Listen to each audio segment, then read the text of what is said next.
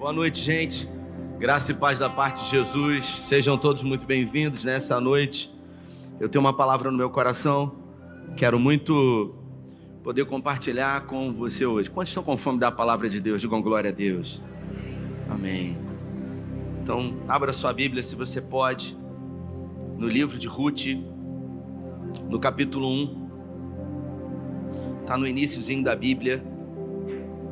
Depois de Juízes, livro de Ruth, no capítulo 1, primeiro.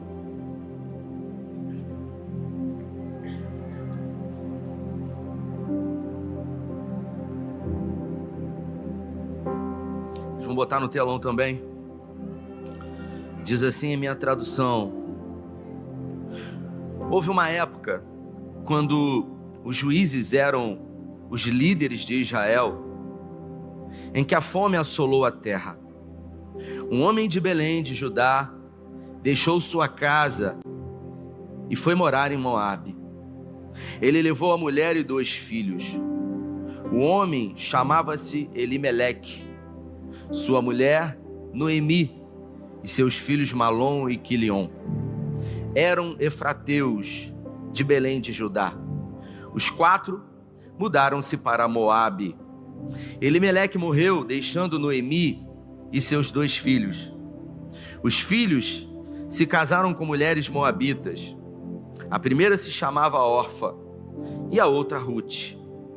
Eles viveram ali 10 anos. Quantos anos? 10 anos. Mas os irmãos Malom e Quilom também morreram. E Noemi ficou sem filhos e sem o marido. Certo dia, ela resolveu deixar Moabe e voltar para a sua terra, pois ficou sabendo que o Eterno tinha se agradado de visitar o seu povo e tinha mandado alimento. Por isso, ela e as 2 noras deixaram a cidade em que estavam morando para retornar à terra de Judá. Quando estavam a caminho, Noemi disse às noras: é melhor que vocês voltem para a casa da mãe. Que o Eterno tenha compaixão de vocês pelo que fizeram ao meu falecido marido e a mim. Que o Eterno dê a cada uma de vocês um novo lar e um outro marido. E ela beijou e choraram alto. Elas responderam: não faremos isso. Iremos com você de volta para o seu povo. Mas Noemi insistiu: voltem, minhas filhas, porque vocês querem ir comigo. Acham que ainda vou ter filhos e que eles vão se casar com vocês no futuro? Voltem, minhas filhas, vão para casa. Estou muito velha para ter um marido. Mesmo que eu tivesse, ainda há esperança. E hoje mesmo me casasse e tivesse filhos, vocês esperariam até eles crescerem? Aguardariam tanto tempo para casar-se novamente? Não, minhas filhas. Para mim, essa é uma experiência muito amarga, mais do que para vocês. O Eterno foi severo comigo. Elas começaram a chorar outra vez. Orfa beijou a sogra e se despediu. Mas Ruth abraçou Noemi e ficou com ela. Noemi disse: veja, sua cunhada voltou para casa para morar com o seu povo e o seu Deus. Volte com ela. Mas Ruth disse: não me force a abandoná-la. Não me faça voltar para casa. Onde você for, eu também irei. Onde você viver, eu viverei. O seu povo será o meu povo, o seu Deus, o meu Deus. Onde você morrer, também eu morrerei, e ali serei sepultada. Que o Eterno me ajude, nem a morte nos separará. Quando Noemi percebeu que Ruth estava determinada, ela estava o quê? Determinada a acompanhá-la, desistiu de tentar convencê-la a ficar. Então as 2 foram para Belém. Feche os seus olhos. Senhor, essa é a tua palavra, e nessa noite, em graça, pedimos que o Senhor fale conosco. A tua palavra, ela é poderosa, ela é lâmpada, ela é luz, ela é remédio, porque ela cura, ela ressignifica a nossa história, ela vivifica o homem. E nós queremos pedir que através da tua palavra, que é vida na nossa vida, que hoje, nessa noite, pessoas que desistiram de tentar outra vez, desistiram de si mesmo, possam ser reanimados pelo poder da tua palavra. É o que nós te pedimos e te agradecemos em nome de Jesus. O tema da nossa conversa de hoje é: não desista de você. Você pode dizer isso para quem está do seu lado? Não desista de você. Não desista. E às vezes é fácil a gente dizer isso. Não desista de você, sabe? Mas às vezes a gente vive e a gente, na jornada da caminhada existencial de fé, a gente passa por tantas lutas e dificuldades que nós pensamos em desistir. E eu me pego pensando e me perguntando: qual é o limite, Anselmo, para se sentir tanta dor? Qual é o limite para passar por um esgotamento e não se deformar? Como uma mola que é esticada, qual é o limite para que essa mola, ao ser esticada, tensionada, retorne e não se deforme? Qual é o limite do sofrimento humano para que depois que as coisas voltem ao estado normal, não se deforme, não se adultere, não se transforme em algo diferente do original? Porque todos nós estamos sujeitos, de alguma maneira, a situações que não dependem de nós. Às vezes, coisas que outras pessoas decidem afetam diretamente a nossa vida.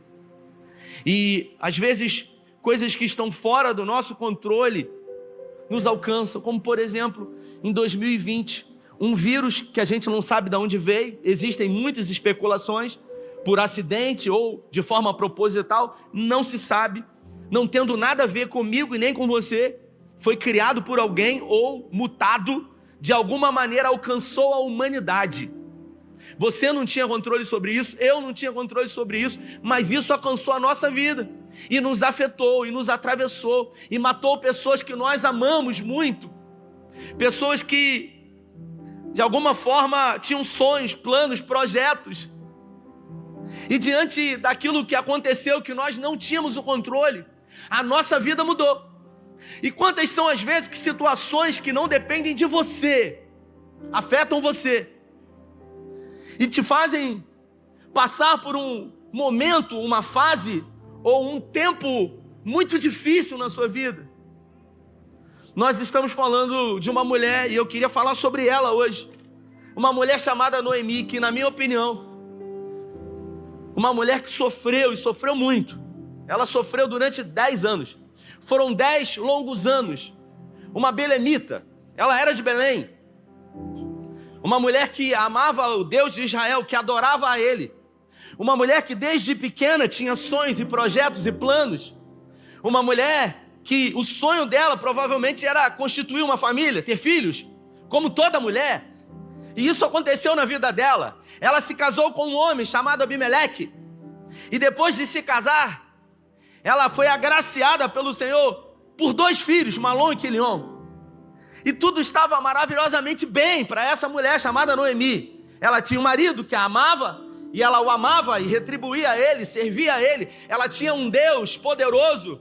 Ela tinha uma comunidade, provavelmente, de fé. Ela tinha irmãos. Ela tinha filhos que são herança do Senhor. Até que a Bíblia fala em Juízes, um texto que diz assim, Juízes no capítulo 17, versículo 6, que faz menção a um tempo anterior a esse. Naqueles dias não havia rei em Israel, cada um fazia o que queria. A nação de Israel resolveu profanar contra o nome do Senhor. E todas as vezes que Israel se voltava contra o Senhor, se prostituía, o pecado fazia com que um pedágio fosse pago, consequências. Então, coisas que aconteceram atingiram a vida de Noemi, assim como eu disse que coisas que acontecem na nossa vida ou na vida de outras pessoas nos afetam. Você não tem nada a ver com isso, mas afetou você. Afetou Noemi. De repente, uma fome terrível afetou a região de Judá, Belém. E aí o marido, Abimeleque, ele falou assim, Rapaz, está difícil, a nossa provisão está acabando. As nossas reservas estão esgotando, Noemi. As crianças eram pequenas ainda. A gente vai ter que tomar uma atitude. Eu acho melhor a gente procurar um outro lugar para morar, porque aqui não tem recurso, é seca. Os animais estão morrendo, a gente não consegue colher, a gente planta e não colhe, não tem água, uma seca.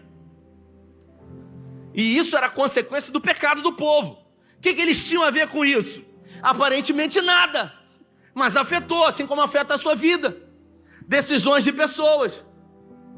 Quantas coisas aconteceram na sua vida por decisões dos seus pais? Mudanças de cidade, decisões de não mais estarem juntos. Os seus pais tinham sonhos e planos de se casar, de ter uma família. Eles decidiram não mais estarem juntos, se separaram. O que você tinha a ver com isso? Nada. Tudo que você queria era ser criado e criada numa família estruturada. Mas eles decidiram que isso não era uma realidade na sua vida. Agora a sua vida virou fragmentada. Foi o que aconteceu com eles aqui. A fome chegou. E ele, enquanto pôde, ele falou, a gente vai segurar aqui. Chegou uma hora que já não tinha mais o que comer. Ele falou, Noemi, a gente precisa mudar daqui. A gente precisa ir para um outro lugar. Eu ouvi falar que as terras de Moabe não foram tão afetadas com essa seca. Ele pegou a esposa, os 2 filhos, Malom e Quilom, e eles foram para Moabe. E aí, Noemi criou expectativas no seu coração de que ao se mudar de uma região, tudo seria novo. Quantas vezes na sua vida, diante de decisões que você toma, você acredita que essa nova fase vai trazer um novo tempo para você? Coisas que acontecem do lado de fora, decisões, podem mudar o seu destino, aquilo que você está passando. E como se não bastasse o sofrimento pela falta de subsistência, e um dos piores medos, um dos maiores medos da humanidade é a incapacidade de se autossustentar e alimentar a sua prole, a sua família. Você imagina a cabeça desse homem aqui, pensando em prover para a sua mulher e para os seus filhos. Você imagina o nível de sofrimento que esse camarada, esse pai de família aqui viveu. Quanto foi difícil largar tudo para trás. Ele largou a casa que ele tinha, ele largou a cultura social que ele vivia, ele largou o ambiente confortável, porque tudo era mais fácil ali. Quem sabe sua rede de apoio. E a situação era difícil, e eles acharam lá em Moabe vai ser tudo diferente. Quando chegaram lá, a Bíblia fala que já estava ruim. E às vezes a gente acha que quando está ruim, não piora. Mas piorou e muito para ela. Porque agora o seu provedor, o seu marido, morreu. E a Bíblia fala que o marido dela, de Noemi, morreu. Como se não bastasse, agora viúva, com 2 crianças para sustentar, vai fazer o quê? Chorar. Perguntar por que o Senhor está permitindo que isso aconteça na minha vida. Já estava ruim lá em Belém, agora aqui em Moabe, numa terra estrangeira, num povo idólatra. E a Bíblia fala que ela ainda conseguiu permanecer. E aí, os seus 2 filhos, Malom e Quilion, casaram com 2 moabitas, Orfa e Ruth. E eles se casaram, quem sabe agora vem os netos, e através dos netos possa produzir alegria para Noemi, numa vida desgraçada, numa vida sem a graça de Deus, numa vida longe da graça de Deus. Só que de repente, de uma forma inesperada, depois de 10 anos que ela saiu de Judá, os seus 2 filhos morreram. A Bíblia não fala de quê? E não é uma parábola, é uma história real, de uma mulher que perdeu, e perdeu muito. Ela perdeu o direito de estar onde nasceu, ela perdeu o direito de estar com a sua família, ela perdeu o direito do convívio social, ela perdeu o seu marido, o amor da sua vida, ela perdeu o seu provedor, ela perdeu o seu par para a vida inteira, Ela perdeu a promessa que Deus havia feito para ela, e que tanto ela orou, e que quando chegou ela celebrou. E ela perdeu também a herança que Deus deu para ela. Quantas são as vezes que você perdeu tanta coisa na sua vida? Você falou assim, cara, será que realmente Deus, Ele está vendo tudo isso que está acontecendo na minha vida? Será que Deus realmente é sensível a isso? A gente pergunta o porquê de tanto sofrimento. Qual é o limite do sofrimento humano, sem que esse indivíduo ele se deforme?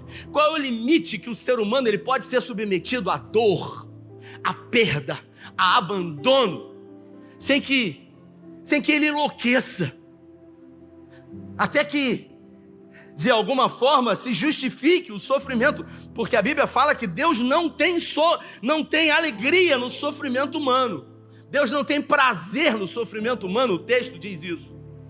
Só que às vezes a gente tem dúvida, porque a gente começa a perguntar, meu Deus do céu, que loucura é essa? Parece que é uma nuvem preta na minha cabeça. Parece que eu ando um monte de urubu tá em volta de mim. Parece que eu preciso ir numa corrente do descarrego, né? Tomar um banho de sal grosso. Vou lá na Salina logo. Vou na praia de Sudoé dar um mergulho. 10 anos, querido, vivendo perdas, sofrendo terrivelmente. E agora essa mulher, ela vive um esgotamento físico, um esgotamento emocional, uma exaustão, ao ponto de produzir nela um processo depressivo agudo. Ela perde a fé, ela perde a esperança, ela perde a alegria, ela perde o marido, ela perde os filhos, ela perde a paz, ela não come mais, ela não dorme mais direito, ela sobrevive. E existe uma diferença entre viver e existir. As pessoas que vivem, elas têm a capacidade de contemplar a beleza, mas as pessoas que existem, elas estão aí. Se está sol, se está chuva, se está vento, não importa, indifere. E quantas são as vezes que nós somos provocados a pensar sobre isso? E a gente sempre quer buscar uma resposta. Deve ter feito alguma coisa, assim como Jó, que a Bíblia fala que um dos amigos de Jó falou para ele, meu irmão, ninguém sofre o que você está sofrendo sem que tenha feito alguma coisa, confessa logo. E a primeira coisa que a gente faz é tentar achar um pecado. A primeira coisa que a gente faz é tentar achar uma causa para um efeito, porque nós somos assim. Mas às vezes, querido, a nossa vida vira de cabeça para baixo e a gente não tem um controle sobre isso. A gente amarra para que não aconteça e às vezes solta. A gente bate na madeira, mas eu acho que aglomerado não vale. Nós não temos o controle sobre tudo, querido. Ninguém está livre. A gente não sabe qual é a próxima senha, a gente não sabe qual é o próximo momento, a gente não sabe qual é o nosso limite. Você não conhece o seu limite. Diga para quem está do seu lado, você não sabe qual é o seu limite. Ninguém sabe, ninguém conhece o seu limite. A gente quer que Deus revele para nós os seus planos. Se Deus revelasse para você os planos que Ele tem, você não suportaria. Por isso que a Bíblia fala, basta cada dia o seu. Quando eu penso sobre isso, eu lembro de um camarada aqui que caminhou comigo um tempo. E ele malhava, ele gostava de fazer atividade física. De repente, ele estava na academia, malhando.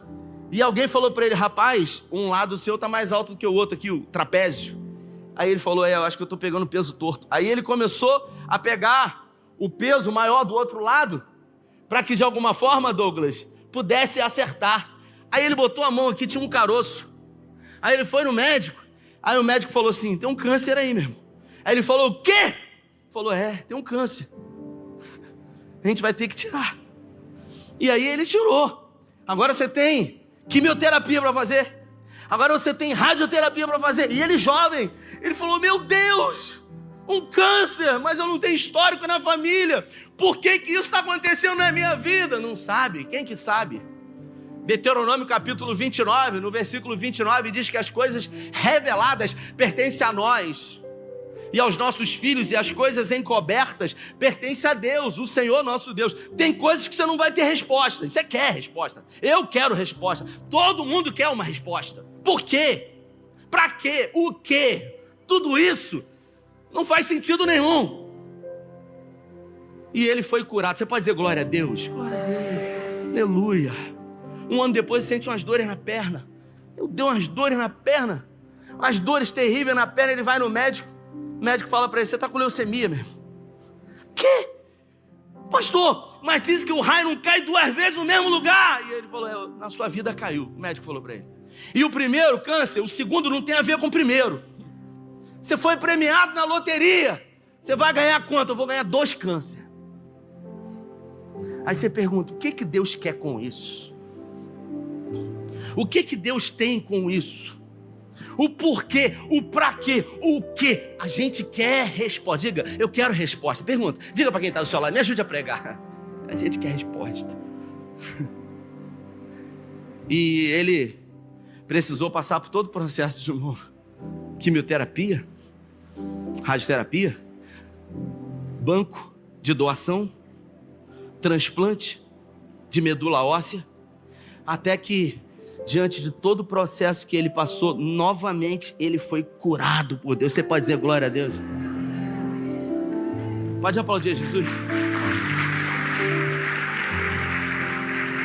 Vamos voltar à história. Vamos voltar à história desse camarada. Vamos voltar à história, Paulinho, desse camarada. Imagina quando ele sentiu aquela primeira dor aqui. Ou melhor, quando ele sentiu que estava alto. Alguém falou para ele assim: tá mais alto aqui.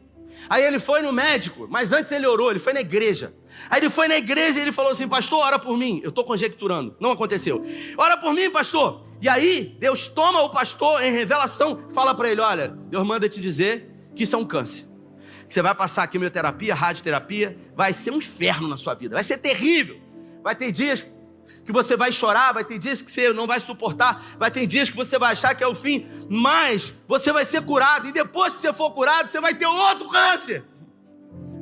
E aí você vai ter que viver tudo de novo. Se isso acontecesse na vida dele, se essas informações fossem ditas para ele de uma vez só, ele provavelmente não suportaria.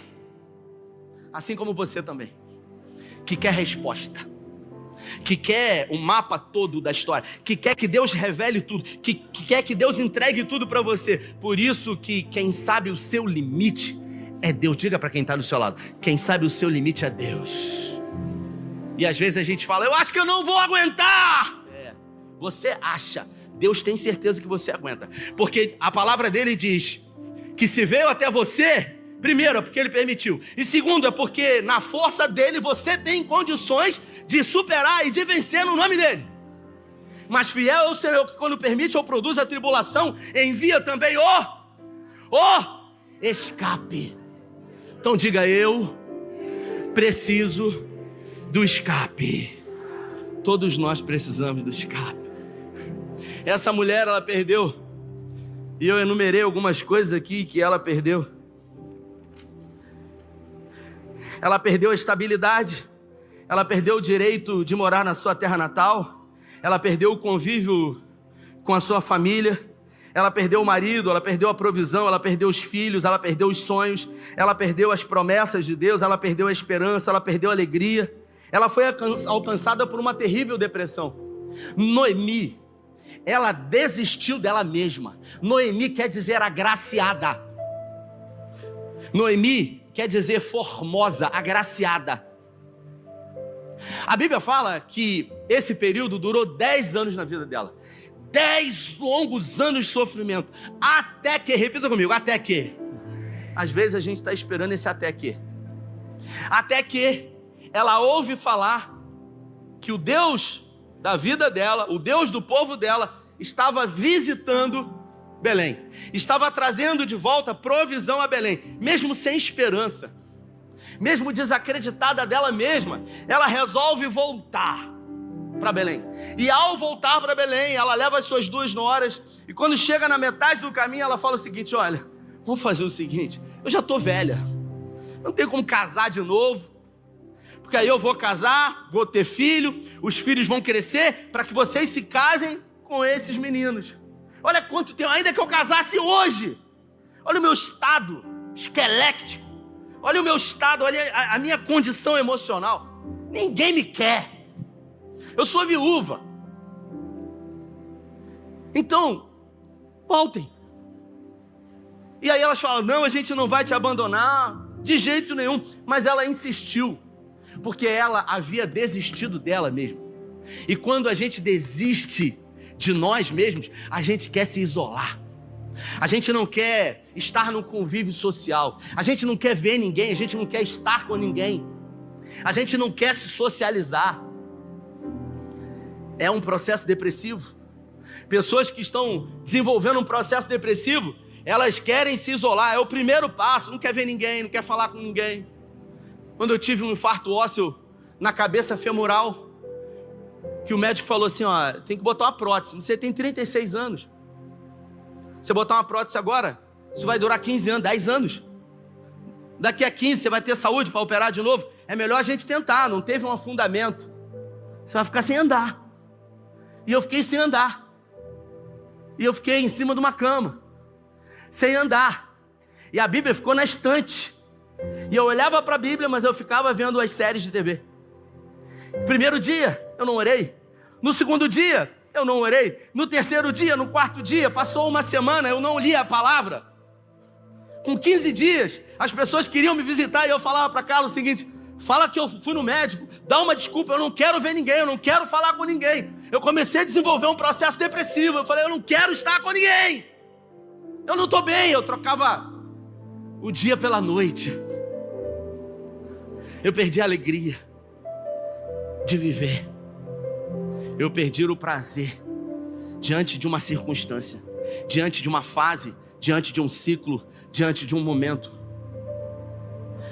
Noemi insistiu dizendo, voltem, voltem, voltem. Orfa disse, então tá bom, eu vou voltar. Não tem expectativa, não tem perspectiva. Só que Ruth ficou e ela falou, Ruth, vê sua cunhada aí, faz a mesma coisa que ela. Só que Ruth falou o seguinte, olha, eu não vou te abandonar. Você não está entendendo. Eu não vou abandonar você. Aí ela falou, por favor, volte. Eu desisti de mim mesmo. Você não precisa acreditar mais em mim. Mas Ruth falou, não me insista para que te abandone. Porque aonde você for, eu irei. O seu Deus será o meu Deus. Aonde você ficar, eu ficarei. Aonde você morrer, ali eu morrerei. Que outra coisa jamais me separe de ti, senão a morte, ela disse. A maior declaração de amor, uma das maiores que a Bíblia fala, de uma nora para uma sogra, de uma moabita para uma hebreia. A gente acaba percebendo que a esperança, ela vem do lugar mais improvável possível. E eu enumerei algumas coisas aqui para a gente tratar nessa noite. A primeira é que a dor leva ao isolamento, mas é na comunidade que a cura recomeça. Eu enumerei 4 pontos aqui que eu gostaria de falar. E o primeiro ponto é que nós precisamos ser Ruth na vida de alguém. Porque ainda bem que Noemi teve Ruth. E eu quero profetizar na sua vida, na fase ruim, no dia mal, na adversidade, que Deus vai colocar alguém como Ruth na sua vida, para ser bálsamo para você, para ser refrigério para você, para não desistir de você quando até mesmo você já desistiu, para dizer para você que mesmo você não tendo nada, você perdeu tudo, mas não tem a ver com as perdas que você sofreu, tem a ver com quem você é. Então a primeira coisa que eu aprendo com essa história é que eu preciso ser Ruth na vida de alguém. A segunda coisa é que a iniciativa de voltar e tentar outra vez acontece em dar o primeiro passo. Foi diante de uma desesperança. E todas as vezes que a gente perde a capacidade de esperar, a gente se desespera. Pessoas que deixam de esperar, elas se desesperam, elas se desesperam. Mas ainda assim, diante de uma vida desesperada, ela resolveu, ao ouvir falar, ao cheiro das águas, como aquele texto. Sabe, um tronco seco que parecia estar morto, ao cheiro das águas, voltou à vida. Muita gente diz, acabou. Isso aí, já era. Mas é Deus que declara o fim. Não acabou se Deus não determinou que acabou. E aí, ela decidiu dar o primeiro passo. E dar o primeiro passo não tem a ver com qualidade, não tem a ver com habilidade, não tem a ver com talento, tem a ver com atitude. Hoje nós batizamos 58 pessoas. Tinham 70 inscritos. 70, Zé. 70 pessoas inscritas para se batizar. 58 passaram pelas águas. Você sabe o que fez a maioria desistir? Eu recebi um monte de mensagem. Elas disseram para mim assim, Pedro, eu não estou pronta. Sabe o que eu aprendo com isso? Batismo não tem a ver com estar pronto. Batismo tem a ver com decisão, pô. E muita coisa na sua vida não tem a ver com estar ou não estar pronto. Tem a ver com decisão. Você tem que decidir.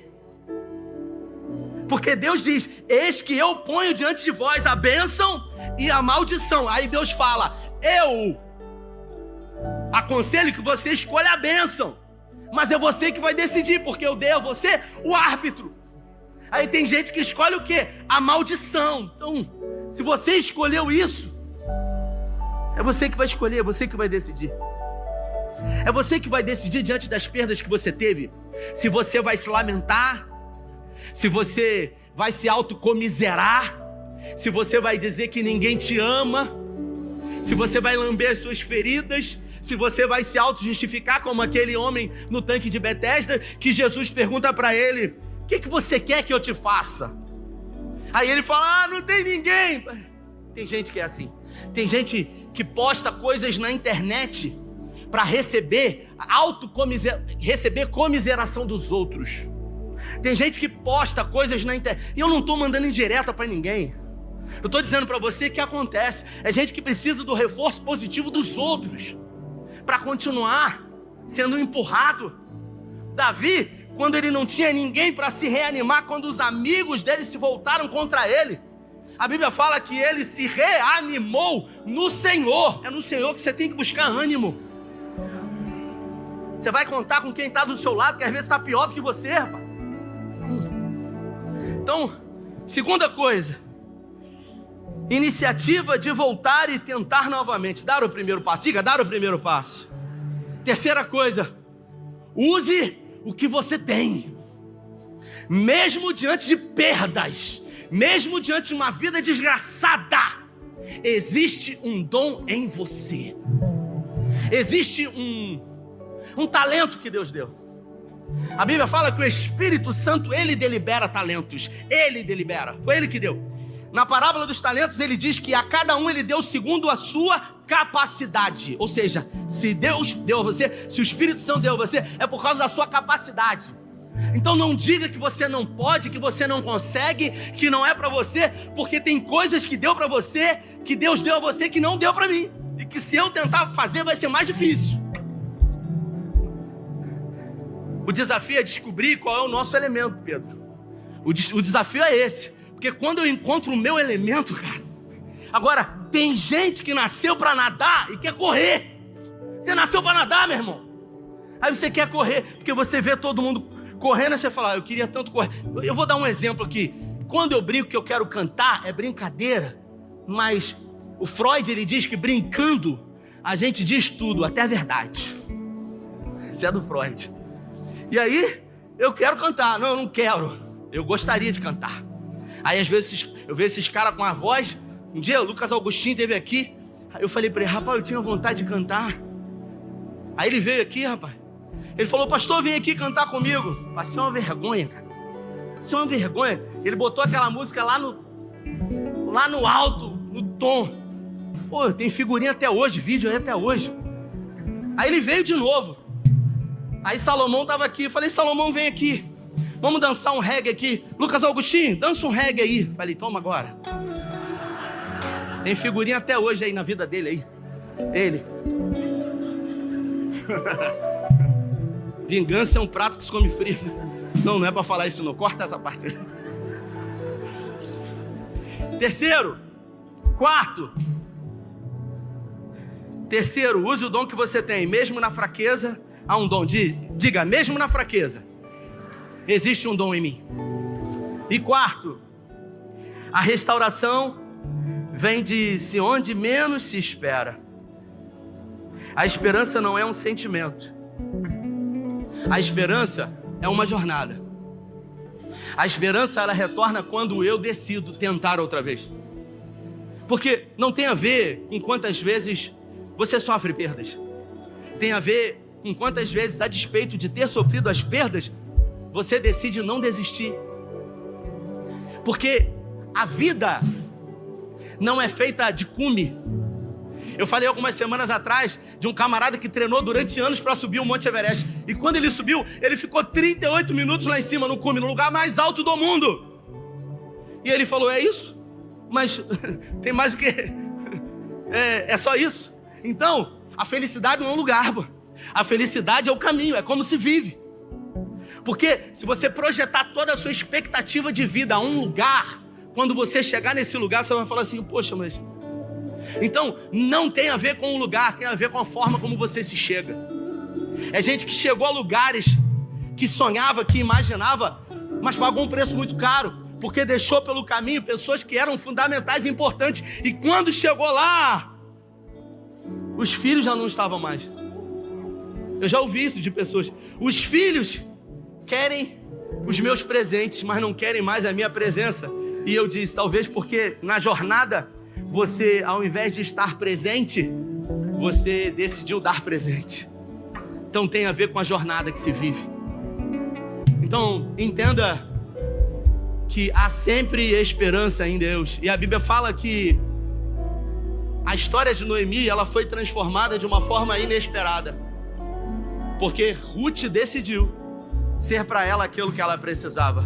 Deus usa pessoas. Deus resolveu usar a vida de Ruth para ser refrigério, para ser bálsamo na vida de Noemi, dizendo para ela, não desista. Nós não temos todas as respostas. Eu não vou dizer para você que a sua vida será uma vida só de vitória, mas a Bíblia fala que Deus, ele não perde o controle. Deus não tem prazer no sofrimento humano. E se você não desistir, você vai escrever uma história que tem a ver com resiliência, com fé, com ousadia, com perseverança. Porque enquanto a gente vive, a gente está deixando um lastro como um navio que passa e deixa esse lastro, como um transporte que anda no deserto e deixa esse lastro. E esse lastro é um lastro de vida. E no dia da nossa partida, Michele, o que dirão sobre nós? Os nossos filhos e os filhos dos nossos filhos vão dizer, o meu pai foi um homem que, quando as perdas vieram na sua vida, ele se afundou dentro de um quarto e desistiu de viver. A minha mãe foi uma mulher que, quando a crise chegou, Não, o meu pai foi um homem que, quando as crises vieram, por piores que elas foram, ele nunca desistiu. Foi difícil, mas ele não se entregou. Foi praticamente impossível, mas ele decidiu tentar sempre. Ele sempre se levantou. Quando tudo parecia perdido, ele buscava esperança e ânimo no Senhor, se colocava de pé, e quando tudo parecia que era o fim, de repente, Deus operava. Eu quero profetizar o de repente de Deus na sua vida. Eu aprendo com isso que Deus sempre trabalha em parceria. E a gente está sempre esperando que Deus faça por nós aquilo que nós precisamos fazer. A história de Noemi só mudou porque ela decidiu dar o primeiro passo. Eu assisti essa semana a um podcast, e aí o médico estava falando que pegou uma paciente com câncer de mama. E ele pegou essa paciente com câncer de mama e falou para ela o seguinte, olha, você está com câncer, você vai precisar tirar a mama, a gente vai precisar tirar, mas existem grande chance da gente fazer com que tudo o que você está vivendo passe. Não é um câncer tão agressivo, mas a gente vai ter que tirar a mama. E ela disse para o médico do lado do marido, ela falou assim, olha, nem adianta, eu não vou operar. Nem adianta, eu não vou operar. E o médico falou para ela, se você não operar, vai ser muito pior, porque não tem como. Você precisa tirar a mama. E o médico falou para ela, olha, você vai operar sim. E ela falou, não vou operar. E o médico marcou a cirurgia para ela. E no dia da cirurgia ela mandou uma mensagem pro médico dizendo, olha, eu não vou, você me desculpa, nem adianta você me ligar. E ela faltou a cirurgia. E o médico mandou ela ir no consultório e falou para ela, você precisa operar. Você tem que entender que a medicina está avançada o suficiente para eu dizer para você que se a gente tirar essa mama, se a gente fizer os protocolos de segurança, existe esperança para você. E o médico marcou a segunda cirurgia dela. E quando marcou a segunda cirurgia, no dia da cirurgia ela mandou mensagem pro médico, ela disse, eu não vou. E ela faltou a segunda vez. Estava tudo preparado, a sala cirúrgica, tudo preparado, e ela não foi. E ela disse pro médico, desiste de mim. Ela falou isso pro médico. E o médico chamou ela pela terceira vez no consultório. Isso é um fato real. E o médico falou para ela assim, olha, eu não vou desistir de você, você vai operar. E eu vou marcar pela terceira vez. E agora você não se atreva em faltar a cirurgia. E quando chegou no dia da cirurgia, ela foi. E no outro dia, depois da cirurgia, o médico levou um buquê de flores para ela, para parabenizar a ela pela coragem. E quando ele entra no quarto, ela recebe ele chorando demais. E ela diz para ele, obrigado porque você não desistiu de mim. Porque a vida inteira todo mundo desistiu de mim. E eu resolvi desistir de mim mesmo. Eu não estou acostumado a lidar com isso. Com pessoas que decidiram acreditar em mim. Talvez seja assim na sua vida. Talvez você desistiu já de você. Você desistiu diante das perdas que você viveu porque Noemi desistiu dela. Mas eu tenho uma palavra de Deus para você. Deus não desistiu de você. E Ele colocou essa palavra no meu coração para dizer para você que você precisa dar o primeiro passo nessa noite. E o primeiro passo é se colocando de pé em nome de Jesus onde você está. E decidindo tentar outra vez. E decidindo acreditar que por pior que possa ser o momento, a fase, o ciclo que você está vivendo, há esperança em Deus.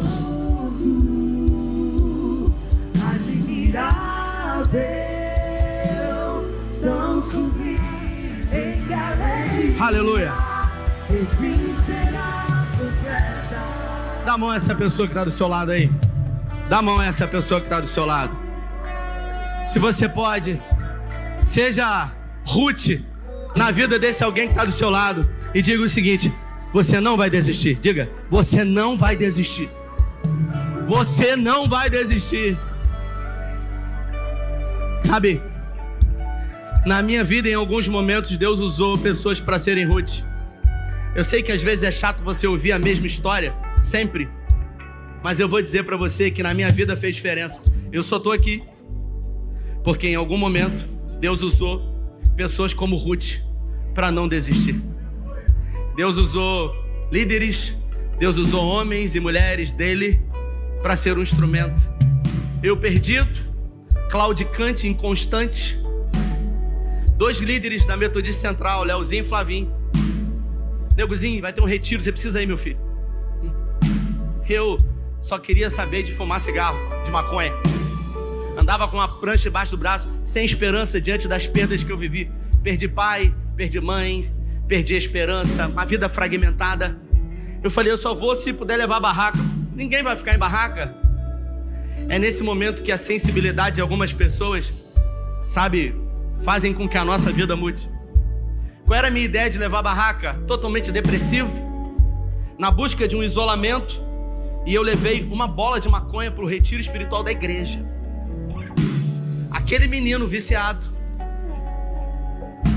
recebeu a ajuda de pessoas que foram Ruth na vida dele, porque Deus tinha um propósito para que hoje ele pudesse ser Ruth na vida de outras pessoas. É sobre isso. Não tem a ver com aquilo que a gente fez, não tem a ver com o passado que a gente viveu, tem a ver com um novo e vivo caminho que Deus tem para você. Novamente, profeticamente, aperta a mão dessa pessoa, olha nos olhos e fala: você não vai desistir. Se essa palavra falou com você, mesmo de mão dada aí, se essa palavra veio como flecha no seu coração, como destino certo, e se você entende que você precisa dar o primeiro passo. Ninguém vai vir aqui na frente, é no seu lugar. E se você é Ruth na vida de alguém aí, você vai ajudar esse alguém. Pega na mão dessa pessoa e levanta no nome de Jesus. Pai, é no nome de Jesus que eu declaro sobre a vida de homens e mulheres que estão aqui, sobre a vida de Ruths que estão aqui, sendo apoiadores, sendo sustento, sendo provisão, sendo esperança, sendo incentivo. Eu declaro um novo e vivo caminho.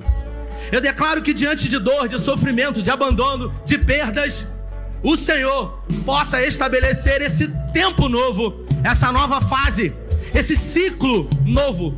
Eu declaro profeticamente um bálsamo sendo derramado sobre a sua vida, que através da força do Senhor, que através do bálsamo na vida dessa pessoa que está do seu lado, segurando na sua mão, que você sinta as mãos do Senhor segurando nas suas, dizendo para você: não desista, porque eu não desisti de você. Você não está sozinho. Existe um dom, existe um talento. Mesmo que tudo pareça perdido, não é o fim, porque só acaba quando Deus determina que é o fim. Enquanto a vida há esperança, e eu declaro profeticamente que ao cheiro das águas você volte a viver. Eu declaro sobre a sua vida a paz que excede todo o entendimento. Eu declaro sobre a sua vida a presença desse Deus poderoso.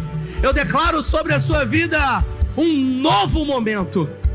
Eu declaro em nome de Jesus: guarda a nossa casa, os nossos filhos, repreenda todo o intento do inferno sobre nós, e que a decisão de levantar as mãos, representando o primeiro passo de voltar outra vez, nos faça viver as promessas do Senhor. Oramos com fé, agradecidos em nome do Pai, do Filho e do Espírito Santo. Se você crê e recebe, dê a melhor salva de palmas a Ele. Excelente semana, Deus nos abençoe, valeu!